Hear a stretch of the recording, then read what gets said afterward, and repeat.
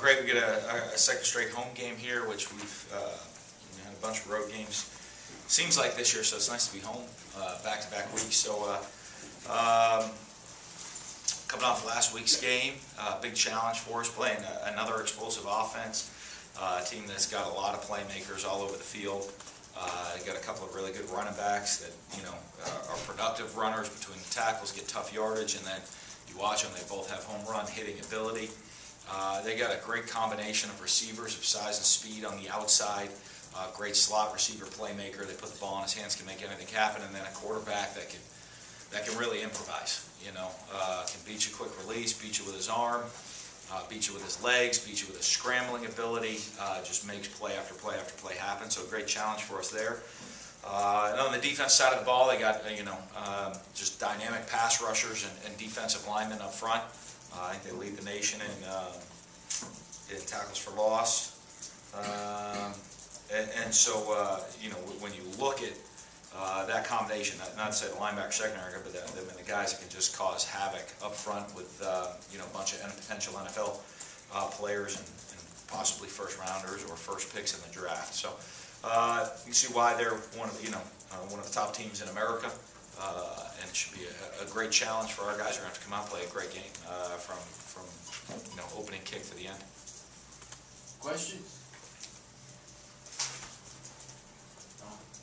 You talked about the defense the other day and the issues in tackling. When you go back and watch the film, are there a lot of things that you feel like are correctable, or are there more glaring issues that can kind of? Yeah, well, I mean, it's tackling. It's guys running the football. It's guys making sure we're in the right position to go make plays. Like I said, and you saw on film, we made a bunch of plays on defense. We missed a bunch of plays. I think we gave up over 300 yards after the catch. We just can't do those things, and I think we had over 20 plus missed tackles in the game. You just can't do that, you know what I mean? That's just guys, trusting their base fundamentals and executing. Coach, when it comes to the defensive side of the football, are your role more involved in game planning or on game day? Is there what kind of? Yeah, I'm involved in the game plan. I'm on the phone with them. While we're on defense, I'm constantly trying to go back and forth with everybody, get the next offensive series ready, be on the phone with the defensive guys, and then vice versa. I'm involved in every phase of the program, as I've been since day one.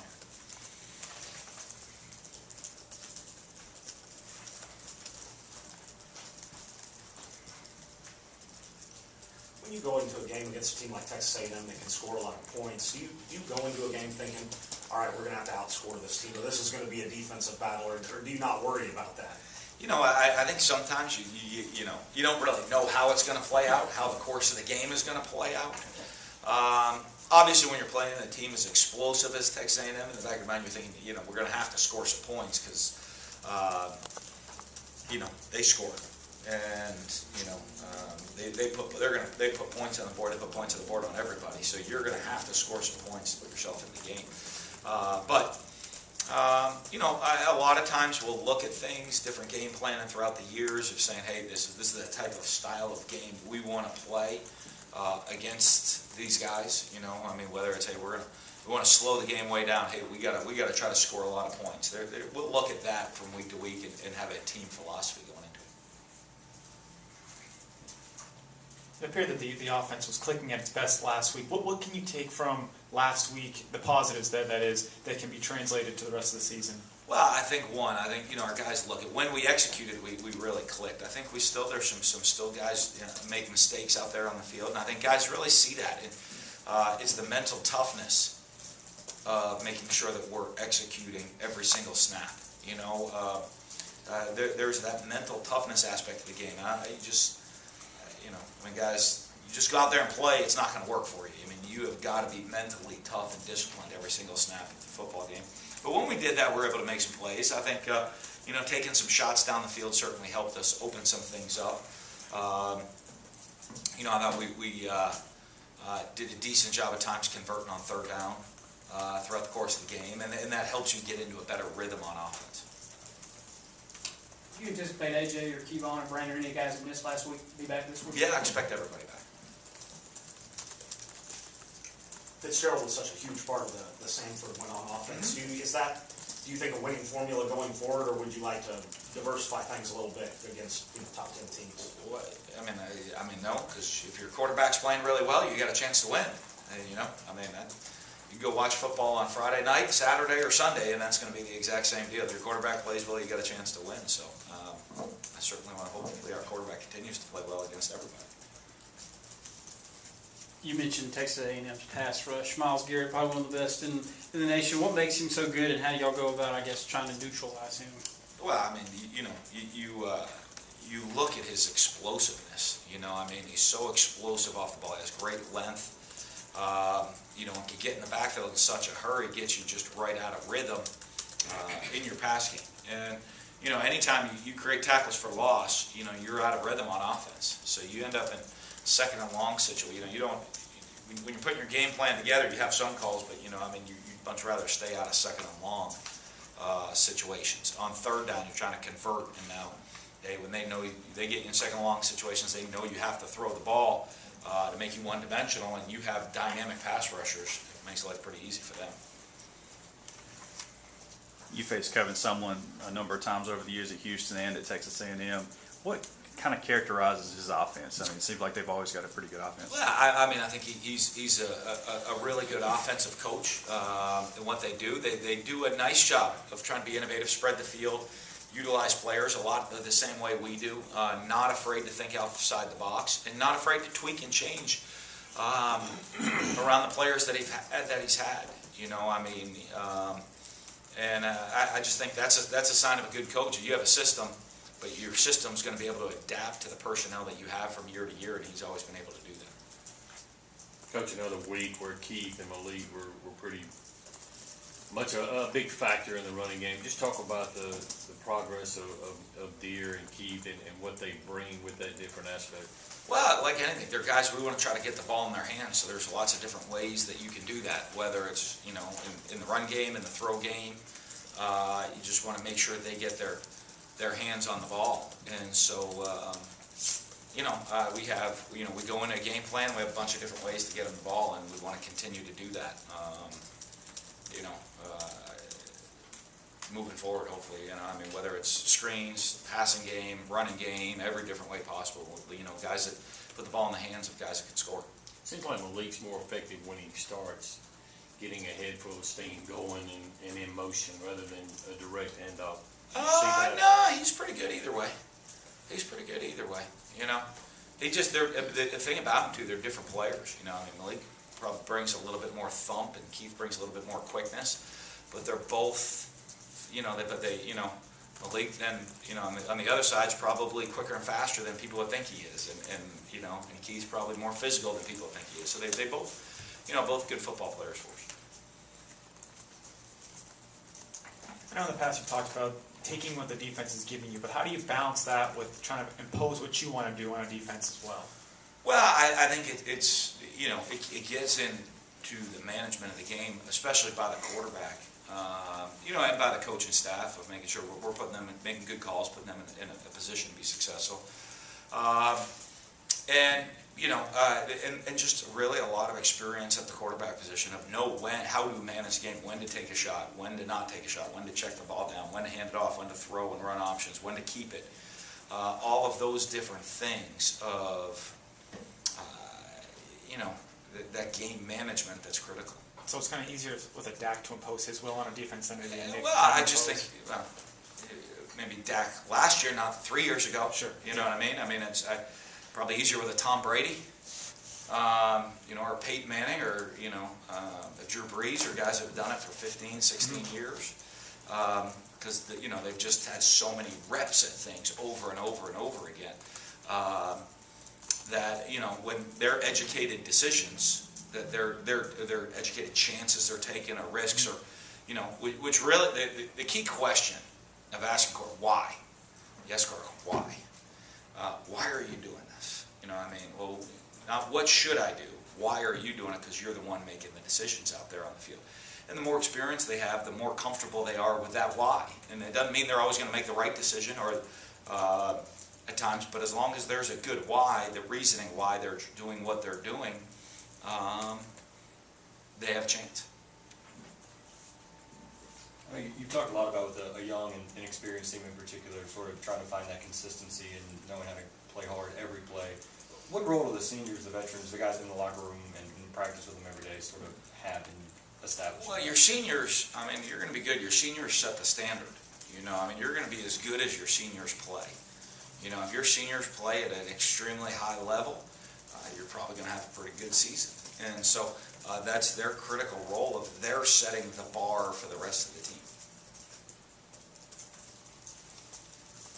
And Leo Lewis on defense seems to be a young player that seems to be getting it. He's always around the football, making tackles. What's been the key of his success early in his career? Well, I think one, you know, I mean, I think Leo's trying to learn how to not just play hard, give good effort, learn how to be a football player, you know, and put himself in a position, make reads and make plays. And, you know, I think one of the things, you look at his attitude, I think he loves the game. Loves to play, works hard at the game, and I think, you know, in the long term, it's going to make him a really good linebacker. You know, in short term, I mean, you get to see flashes of him doing great things, and you know, as he learns the defensive system more and more, you know, as he learns what offenses are trying to do more and more, he'll make even more plays because, you know, I mean, it's a lot easier to make play when you know what the other team's already going to do, you know what you're going to do, and you know how I'm going to use what I'm going to use to win. You know, and the more experience he has, the more you'll see him make plays. After the game, you talked about Fitzgerald's toughness. When did you see that toughness? Was it in high school or when he got here to Mississippi State? When did that come? When you kind of I mean, we saw it in high school because you try to see it to make sure you got that before you even recruit anybody in the first place, because the mental physical toughness is just critical at the quarterback position. So, I mean, he's a guy that, you know, played multiple positions, ended up moving to quarterback for his senior year, you know, in high school, but, you know, played receiver, did whatever the team needed him to do, and all of those are just different things you look for in aspects of mental and physically tough people. You talked about, you know, appreciating winning in the end for the young guys. Did you have to teach yourself again after the 19 wins in Orange Bowls that wins are still fun? Yeah, I do, because I love winning, you know, and I'll guarantee there's nobody puts more pressure on themselves or loves winning or hates losing more than me. I'm sure there's probably, you know, 75,000 people on Twitter right now disagreeing with that factor of Mississippi State fans everywhere. But I can guarantee you that that's not the case. I mean, what you want to do is to be able to enjoy it, because I mean, it's not easy. As I said, it's not easy to win football games. You know, and when winning a game, when there's no enjoyment in winning at all, I don't know when you're going to put a smile on your face, you know, in doing what you're doing for a career.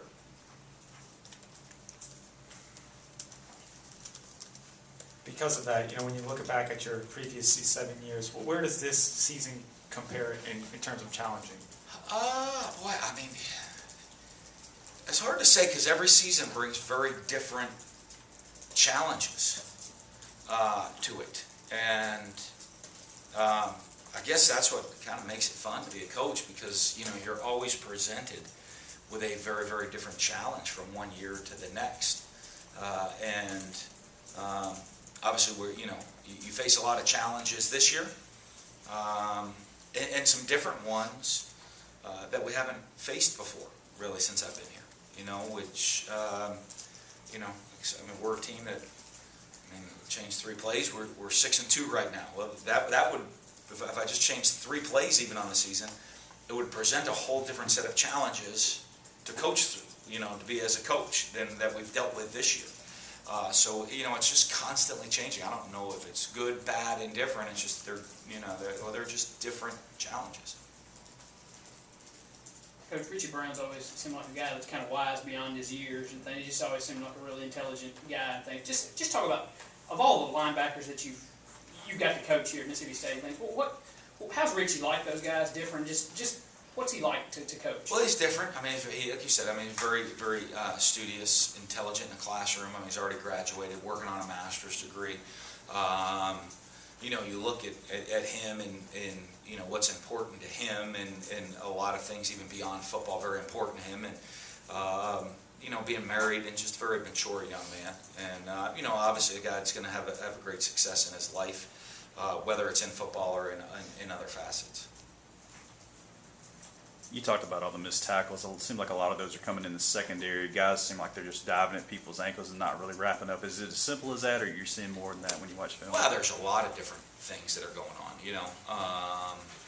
that we got to get cleaned up. We miss tackles high, we miss tackles low, we miss tackles inside, we miss tackles outside. So, it's guys having confidence, running through the ball, keeping their head up, and just having good form tackling.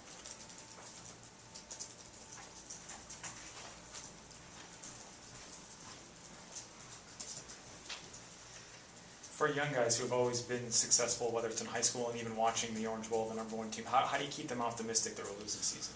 I think they view things. We view things very much in a reality sense, and I've always tried to do that with the teams. Of here's where we are, here's why we win, here's why we lose. Here's the plays that we did well, here's the plays that you did poorly. I'll be honest with you, with the exception of eating a better dinner at Victory Meal last night and everybody walking into the team meeting with a big smile on their face, we're exactly in the same position this Sunday as we were the Sunday before. The game's over. We have a new opponent, very good opponent that's got a lot of talent on their team. Second straight week we're playing a team that only has one loss late in the season. So better buckle it up and get ready to get back to work. And I think the young guys, when they realize that, they start to look at that. You don't have a lot of time to dwell on what's happened, because if you do, we're going to put ourselves in a bad position to win this week's game. A guy like Chris Rayford seems to be, making a living down there with the special teams, downing the balls inside the one. When did you first see that from him, and what does he kind of bring to special teams? Well, I think, one of the things, you look at Chris as a young player still on the team, probably having to be forced into a lot more action in the secondary than you would think. You'd hope at this point of his career, just because of all the injuries and what's going on for us. And I think he's doing a great job there. But that's, as I've always said, that's the opportunity. That's where guys really, you hope that you start to see a lot of their first impacts of making all these plays on special teams. And then as they get more experience, they make some, and then more and more and more plays on the offensive or defensive side of the ball. So he's at a point where we really expect him to be a special team standout for us in his career. And hopefully a contributor on defense. He's just having to kind of do both of being play a lot of snaps on defense as well, just because of our depth that we're in this situation right now with injuries and whatnot. How do you feel like Peter Sermon's handled his first few games as a defense coordinator? I think he's, doing a decent job of trying to make the adjustments, making sure guys are in the right position. I think one of the hardest things that we're having to deal with is all the injuries that we've had to deal with, and a lack of kind of consistency for him. He's trying to get a grasp on all these guys, and it seems like every week we're stuck with a different starting lineup. Or hey, okay, we got this set, and we can do this stuff with this set of players, and then they're not there anymore. Okay, so what can these guys do? And have to make a lot of adjustments into what our guys can actually do out there on the field with the guys we're having to play, what they're good at, and what make sure we can try to put them in a position to be successful. You've kind of evolved, from position coach to coordinator to head coach. What was the biggest hurdle for you going from position coach then to a coordinator? I think one of the toughest challenges always, I think, when you go from a position coach to a coordinator is making sure you remain a position coach, because in college football, most of the time, most coordinators are also coaching a position out there on the field. And, that was something early on. And I remember Urban, when I was with him and became a coordinator, I was also coaching the quarterbacks, is to make sure I continue to coach the quarterbacks, and I'm out on the field making sure I'm coaching the quarterbacks. I'm not worried on the field about the technique of the left guard. I can coach, we can worry about that as a coordinator in the film room and talk about it afterwards, but when, don't ignore your position.